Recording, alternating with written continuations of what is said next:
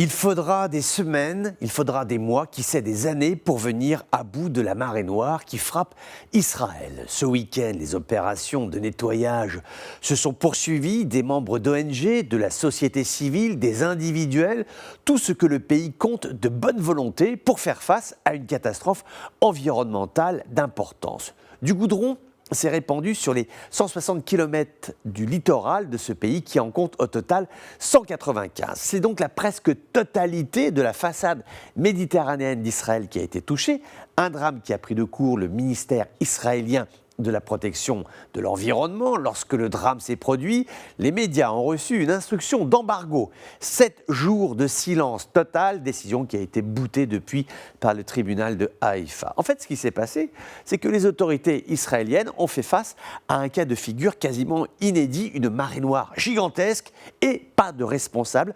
Il n'y a pas eu d'échouage de navires ou de catastrophes de type Amoco Cadiz ou Exxon Valdez. Là, rien. Juste la mer qui, dans un silence de plomb, vague après vague, a charrié sur les plages des millions de tonnes de goudron. Aujourd'hui encore, personne ne sait d'où ça vient.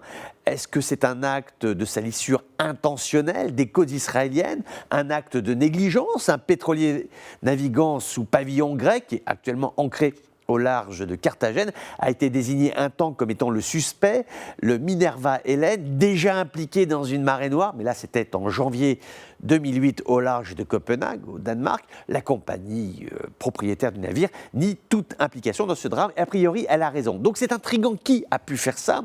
Heureusement, dans son malheur, Israël a une chance, les usines de dessalement qui fournissent 75% environ de l'eau potable du pays, n'ont pas été touchées. Voilà donc pour l'essentiel, on va dire le vital. Mais maintenant, il faut nettoyer. Il faut nettoyer les 160 km de côtes de littoral qui ne sont pas polluées uniformément. Certaines zones sont plus sales que d'autres.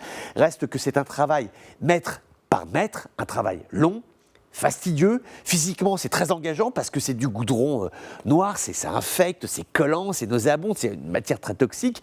Les autorités de Tel Aviv n'ont pas l'habitude de gérer ce type de dossier, donc il faut que tout cela se mette en place. La situation est telle que la FINUL, la force intérimaire des Nations Unies au Liban, étudie actuellement plusieurs scénarios pour venir en aide à Israël et les pays de la région qui pourraient en avoir besoin puisque des côtes libanaises ont également été souillées par des nappes de goudron. La sous-région est clairement actuellement le théâtre d'une catastrophe environnementale.